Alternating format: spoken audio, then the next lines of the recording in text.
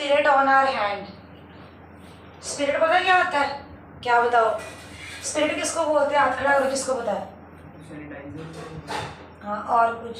दीदी used in gas burner, flame burner छोटे।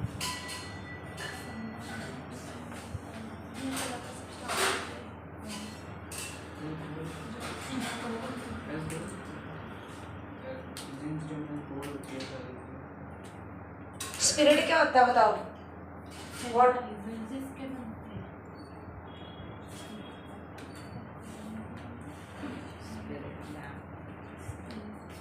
हाँ जी, व्हाट इज स्पिरिट?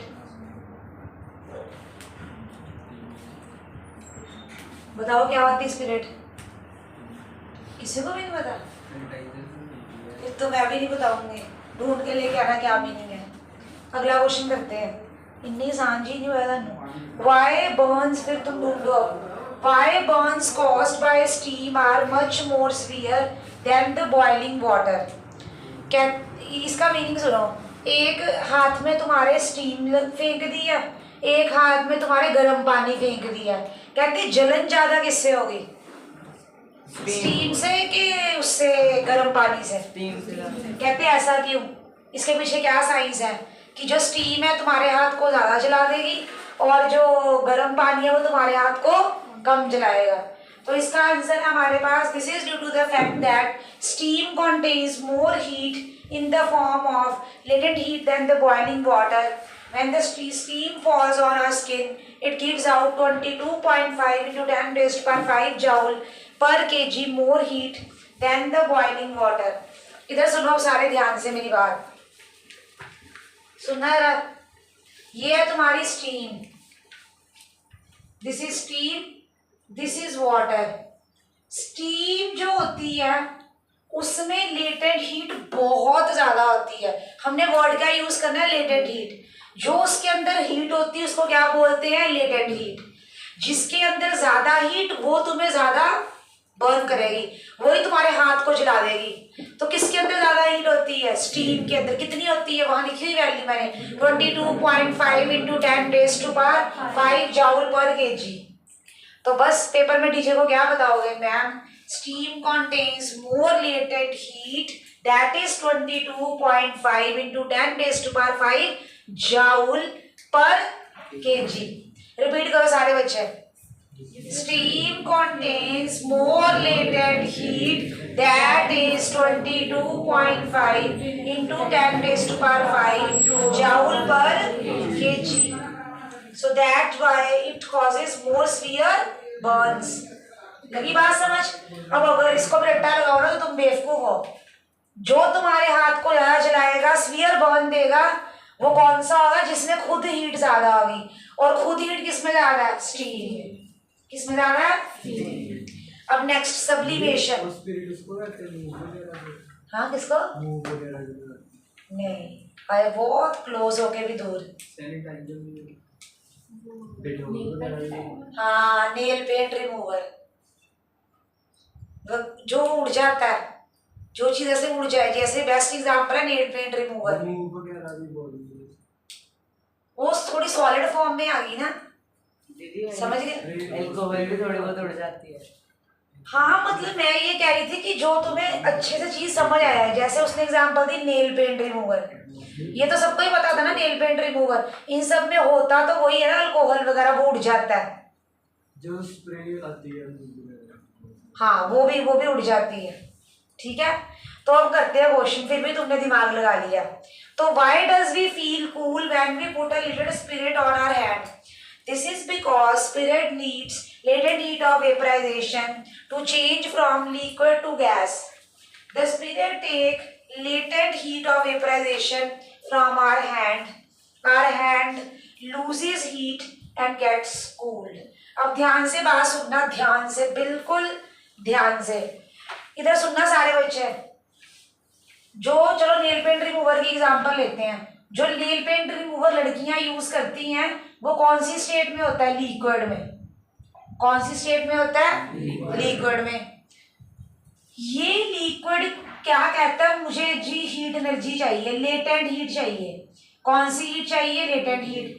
मैं वेपर में चेंज होना चाहता हूँ। किस में चेंज होना चाहता हूँ? वेपर में। कोई भी चीज है अगर उसको लिक्विड से वेपर में बनना है तो वो एनर्जी लेता है। तुमने अपने हाथ में डाला स्पिरिट, उसने तुम्हारे हाथ की हीट लेनी है। किसकी हीट लेनी है? तुम्हारे हाथ की। जैसे वो तुम्हारे हाथ की हीट लेगा हाथ ठंडा हो जाएगा। तो वही तो क्वेश्चन है, कहते हैं जैसे तुमने स्पिरिट डाली अपने हाथ पे तुम्हारा हाथ ठंडा क्यों हो गया? तो क्या आंसर है? ये जो स्पिरिट है it will take latent heat to change from liquid to vapour. कहाँ से लेगा हीट? हाथ से। जब हाथ से लेगा तो हाथ क्या हो जाएगा? ठंडा। हाथ क्या होगा? ठंडा। तो अपने आप बनाओ। It takes latent heat of vaporisation to change it state from liquid to vapour या gas.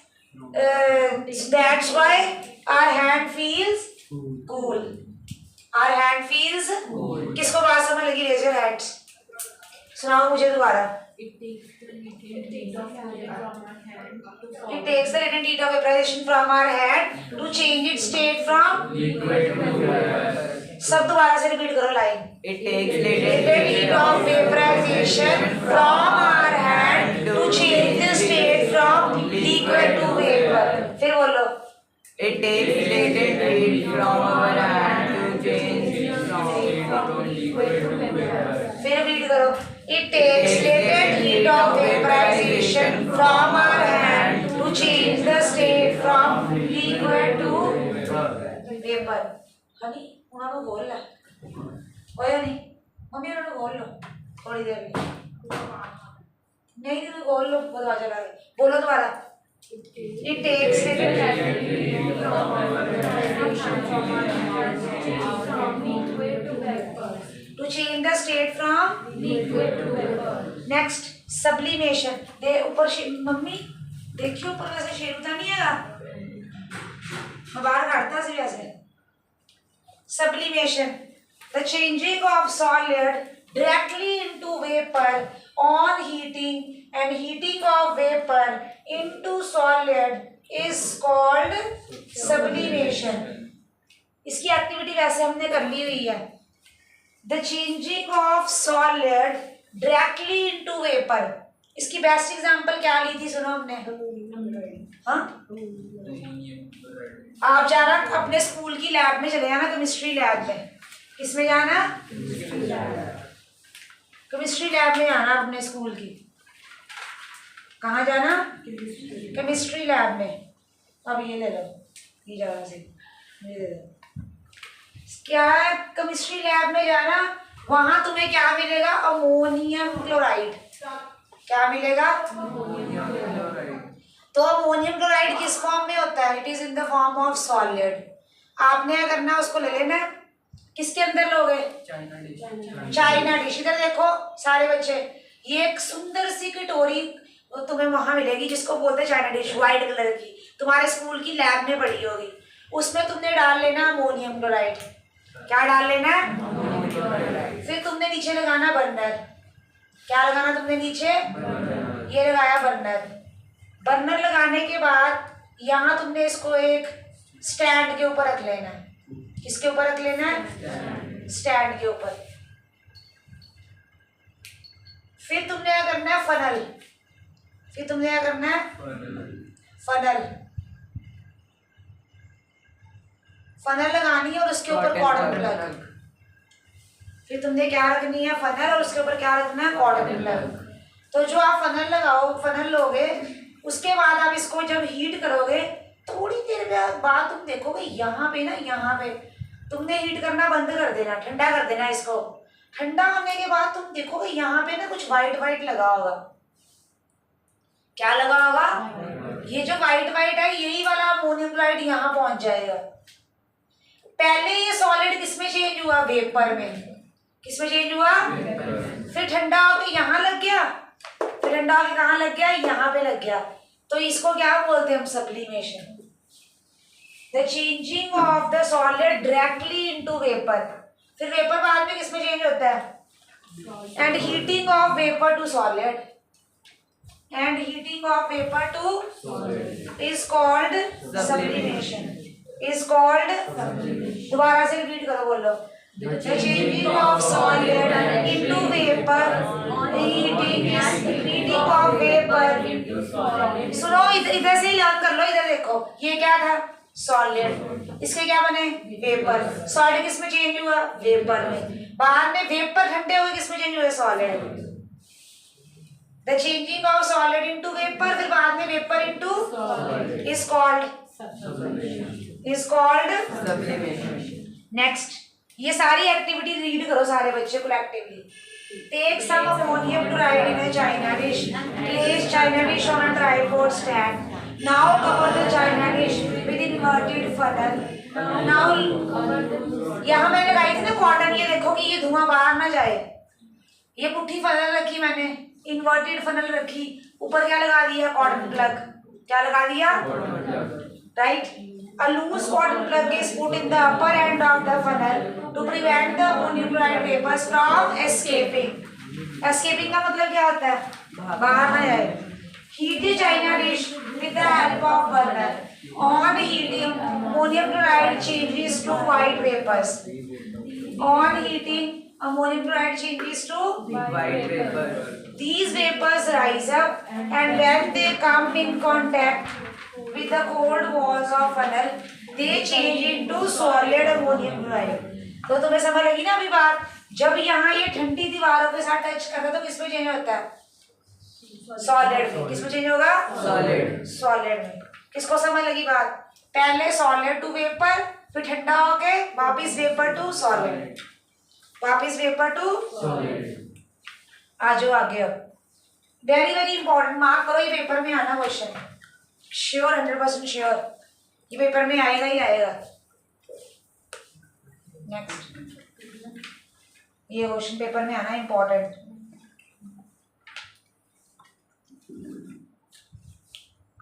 This is important. Why does naphthalene balls disappear with time without leaving behind any residue. Naphthalene balls बोलते हैं phenyl की गोलियों को, जो तुम्हारे घर में फरनैल की गोलियां होती हैं उसको हम बोलते हैं नैप्थलीन बॉल्स। कहते हैं कि जो नैप्थलीन बॉल्स है कुछ टाइम के बाद गायब क्यों हो जाती हैं, कुछ टाइम के बाद क्या होती है गायब। तो यहाँ भी यही वाला काम है, सॉलिड किस में चेंज होगा वेपर में। जहां वर्ड आ गया ना गायब या सब्लिमेशन, एक ही लाइन लिखनी है। These balls they change from solid to vapor, they slowly disappear, they sublimes, they undergo sublimation। दो लाइनें लिखनी है। These balls they change from solid to vapor, they undergo sublimation, they undergo repeat करो सारे बच्चे बोलो।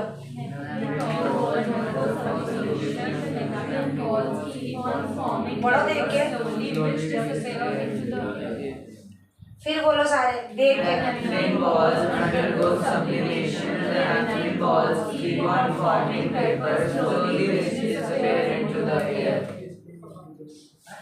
ये जो मैंने पीछे नहीं करवाया था effect of change of temperature और प्रेशर, ये वो है। Gases can be liquefied by applying pressure and lowering temperature, वो वाला कॉन्सेप्ट है। बंद ही थे खुले हुए मम्मी, अच्छा आवाज आ रहा है। तो there is a lot of space between the particles of gas by enclosing it in a cylinder and compressing it by pushing piston. ये समझाया था ना मैंने आपको पहले कि हम पास लेके आते हैं तो क्या करते हैं प्रेशर लगाते हैं और उनको एक जगह बिठाना तो टेम्परेचर क्या करते हैं डिक्रीज। ये टॉपिक हमने कर लिया होगा, आ जाओ आगे। चलो एक बार फिर से बता देती हूँ, ये रीड करवा देती हूँ कि तुम्हें नोट से आया, दोबारा से कर लेते हैं।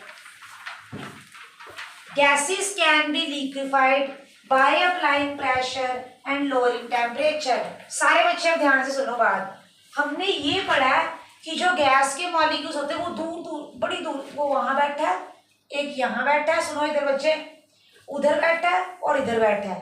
गैस के मॉलिक्यूल्स क्या होते हैं बहुत दूर, गैस के मॉलिक्यूल्स क्या होते हैं बच्चे बहुत दूर। तो आप क्या करोगे गैस के मॉलिक्यूल्स को पास में लाने के लिए, कहाँ लाने के लिए वेरी क्लोज, बहुत क्लोज लाने के लिए क्या करोगे आप उसको ऊपर प्रेशर लगाओगे कि पास आ जाओ, बहुत प्रेशर लगाओगे और वो वहीं बैठा रहे तो उसका टेम्परेचर क्या कर दोगे, डिक्रीज। किसको ये वाली बात समझ लगी, रेज योर हैंड्स, रिपीट करो, बोलो मैंने क्या बोला है। गैसेस को हम लिक्विड में कैसे फॉर्म करते हैं, लिक्विड में कैसे चेंज करते हैं, बाय अप्लाइंग प्रेशर हाई के लो, टर्न लाना है, आप खुद दिमाग लाओ, हाई के लो, हाई, और टेम्परेचर लो। प्रेशर ज्यादा करने से, टेम्परेचर कम करने से गैस को तुम किस में चेंज कर सकते हो, लिक्विड में। You can change gas into liquid. You can change gas into liquid. Next. The particles of gas get so close to each other that they start attracting each other to form a liquid. When a gas is compressed too much, then so heat is produced due to compression. So while applying pressure, it is necessary to take away heat to liquefy the gas. तो वही वाली बात जो मैंने बताई थी, heat घटानी है और प्रेशर बढ़ाना है, टेम्परेचर घटाना है, प्रेशर बढ़ाना है, बस। अगर किसी गैस को लिक्विफाई करना है, किसी गैस को लिक्विड में चेंज करने का मीनिंग समझ लग गया ना सबको, आ जाओ आगे। नेक्स्ट पेज नंबर 31 पे आओ, very very important. While solid carbon dioxide or dry ice is stored under high pressure, पहले मुझे ये बताओ, हाथ खड़ा करो जिस बच्चे को पता है सॉलिड कार्बन डाइऑक्साइड या ड्राई आइस क्या होती है, रेज योर हैंड्स। ताटे बच्चे रियल जिंदगी Dry ice, carbon dioxide which is converted into liquid. नहीं, मैं पूछ रही, मैं वो पूछ ही नहीं, मैं इंग्लिश पूछ ही नहीं रही, मैं डेफिनेशन भी नहीं पूछ रही, मैं पूछ रही हूँ रियल लाइफ में किस चीज को तुम बोलते हो ड्राई आइस या सॉलिड कार्बन डाइऑक्साइड, तुम किसको बोलते बोलो, गैस सिलेंडर के अंदर भरी होती है। कुल्फी वाला देखा, ਉਹਦੇ अंदर धुआं निकल रहा है, की निकल रहा है, that is your solid carbon dioxide, that is your या ड्राई आइस। धुआं निकल रहा कुल्फी वाले के विचों, ठंडा ठंडा बड़ी ठंडा dry ice, ice, that is your dry ice. हाँ, फायर एक्सटिंग्विशर वही कि जो इसमें तुम्हारा सॉलिड किस फॉर्म में चेंज हो गया, सॉलिड किस फॉर्म में चेंज हुआ, गैस फॉर्म में, सॉलिड किस फॉर्म में चेंज हुआ, तो चलो देखो, why solid carbon dioxide is stored under high pressure, इसका मीनिंग सुनो, ढक्कन बंद रखता है वो साथ में ही, अगर खुला रखेगा ना वो खत्म हो जाती है ड्राई आइस, सॉलिड कार्बन, बंद मतलब प्रेशर, बंद मतलब प्रेशर। कहता तुम ड्राई आइस को प्रेशर में क्यों रखते हो, why it is stored under high pressure, this is because on decreasing the pressure on solid carbon dioxide it gets directly converted into carbon dioxide gas. तो जब तुम सॉलिड कार्बन डाइऑक्साइड के ऊपर, सॉलिड के ऊपर, सॉलिड कार्बन डाइऑक्साइड को क्या बोलते हैं, CO2 के ऊपर प्रेशर लगाते हो, क्या लगाते हो, तो वो किस में चेंज हो जाएगा, गैस में।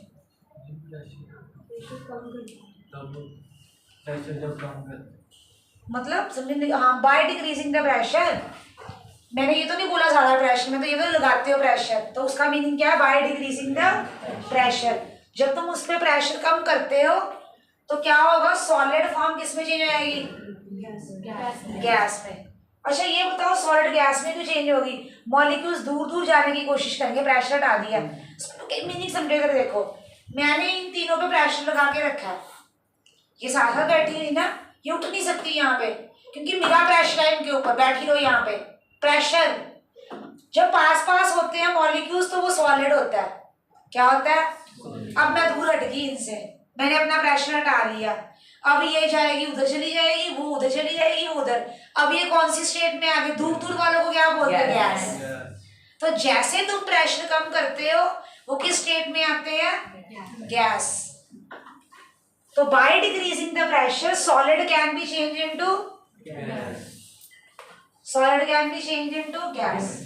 ये बात किसको समझ लगी, रेज योर हैंड्स, लगी समझ, तो यही चीज़ है, मैंने solid carbon dioxide is kept expose to air, then the pressure on it is reduced to normal atmospheric pressure, its temperature rises and it starts changing to carbon dioxide gas, तभी धुआं बाहर आता है, गैस बन जाती है वो।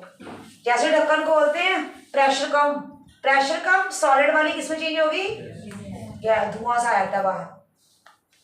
समझ गए ना बात? Solid carbon dioxide is dry ice, it is extremely cold, it is used to deep freeze food, to keep ice creams cold। ठीक है ना, फ्रिज में धुआं निकलता है, कुल्फियां वगैरह सब, तो उसमें सब में क्या यूज होती है, सॉलिड कार्बन डाइऑक्साइड। क्या यूज होती है, Solid carbon dioxide. why solid carbon dioxide is called dry ice, why it is called, because it directly changes into carbon dioxide gas and does not melt to produce liquid, it is called dry ice।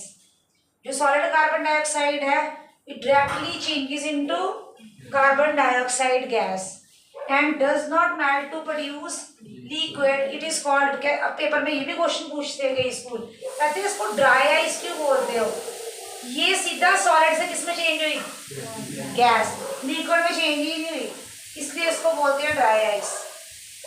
इसलिए इसको क्या बोलते हैं, Dry ice. Repeat करो सब बच्चे। Solid carbon dioxide directly changes into solid gas and does not melt to produce liquid. जो चीज सीधी किसमें चेंज हो गई है, Gas. गैस में चेंज, लिक्विड में नहीं चेंज, तो डायरेक्टली सॉलिड टू गैस, ये सॉलिड से गैस में होती है, इसलिए इसको बोलते हैं ड्राई आइस। इसलिए इसको क्या बोलते हैं, Dry ice. it directly changes from solid to Gas. that's why it is called Dry ice. Repeat करो फिर से। Solid carbon dioxide directly changes into carbon dioxide gas and does not melt to produce liquid. It is called dry ice. that's why it is called, किसको बात समझ लगी? आगे देखो, next very very important, most important, 5 number का question paper में डालते हैं ये वाला। तुम जितना मैंने नोट्स में लिखा ना टॉपिक, इनमें से कुछ ना कुछ तो पेपर में पक्का मिलना ही मिलना है। मैं बताती हूँ एक चीज़, ये टॉपिक ना एंड में आता है, बच्चे इसको थक जाते हैं, छोड़ देते हैं, और यही के बाद सबसे पहले पेपर में डला होता है।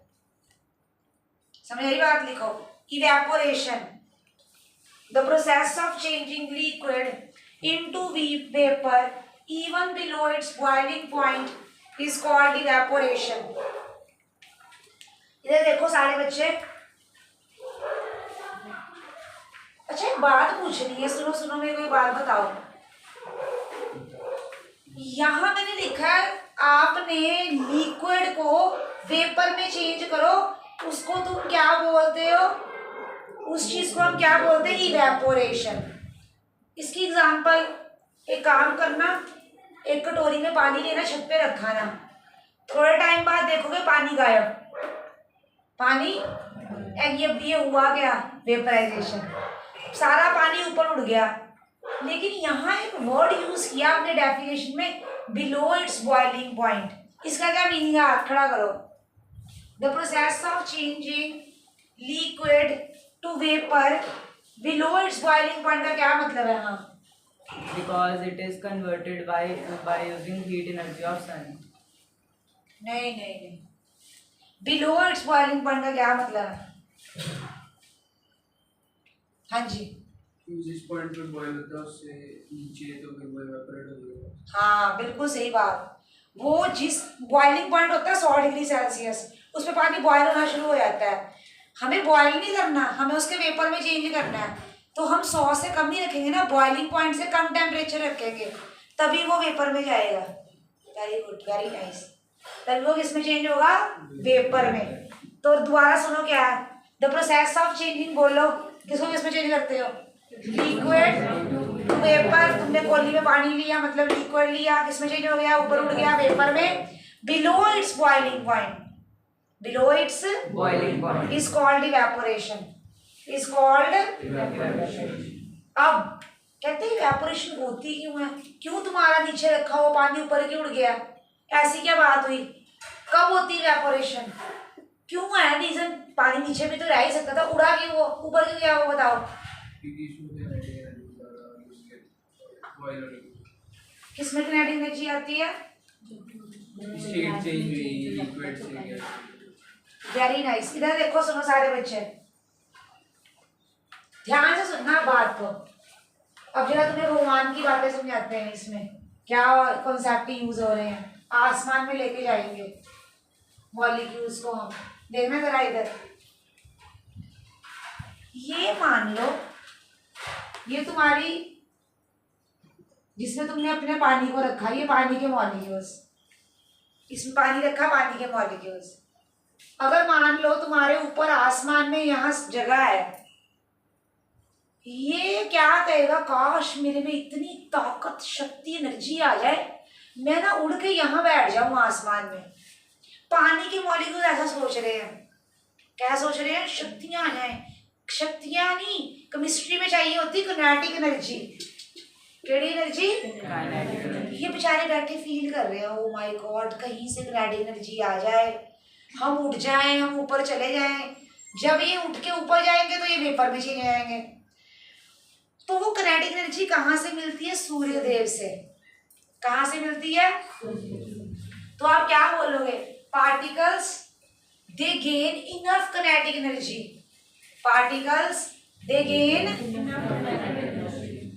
जैसे ही उनके पास किनेटिक एनर्जी आती है, दे चेंज देयर स्टेट फ्रॉम, ये क्या इधर कटोरी में रखा है, लिक्विड टू।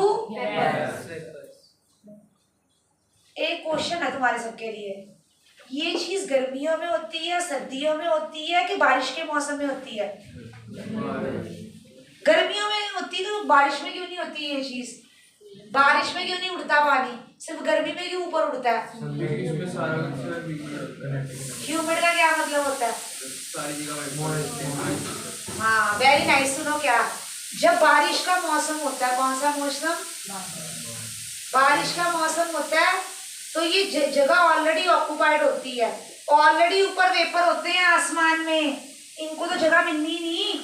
जब ऊपर वेपर होते हैं हम बोलते हैं ह्यूमिड क्लाइमेट, तो वह पसीना आता है, वो बड़ी गंदी वाली गर्मी होती है, तुम्हारा जाती नहीं, ट्रांसपिरेशन ऊपर ही नहीं आती, तुम्हारा पसीना तुम्हारे को ही तंग करता है।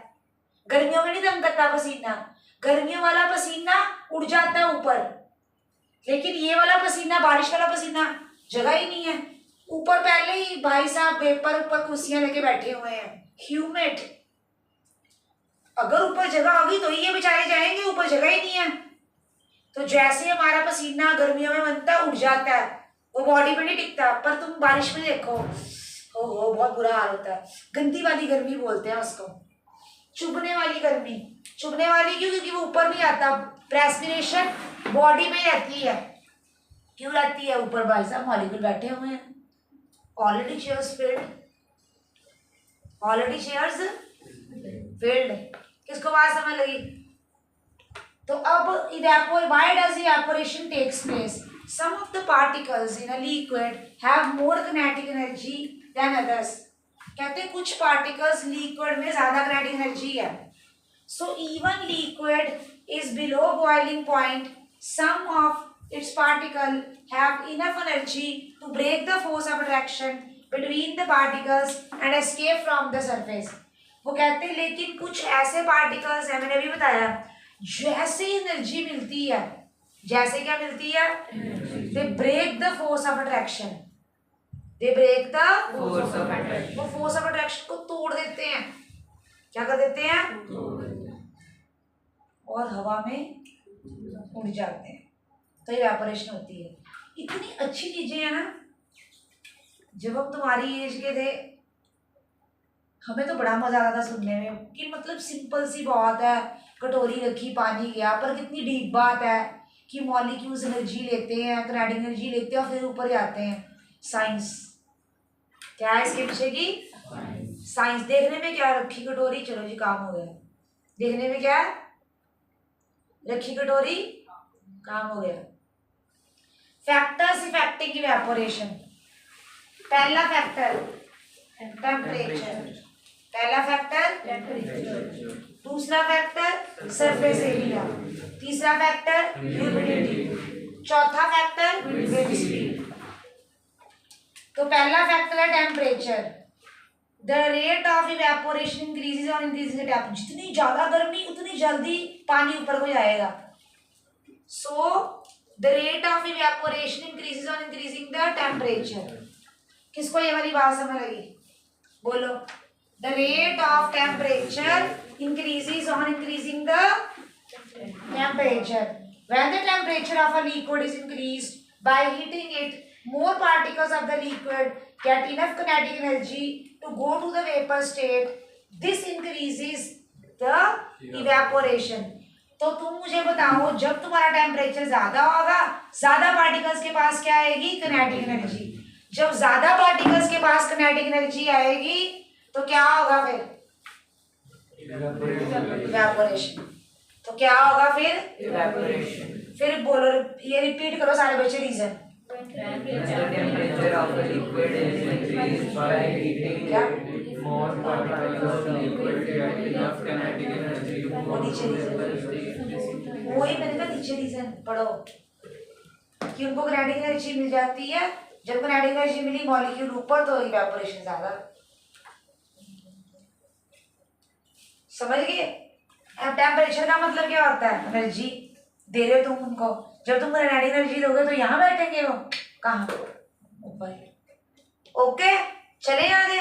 लगा समझ में? मैंने बात समझाई क्या आ गई? शक्तियां। साइंस में शक्तियों का नाम क्या है? Kinetic energy. साइंस में शक्तियों का नेम क्या है? किसको समझ लगी बात? चलो। Surface area of liquid.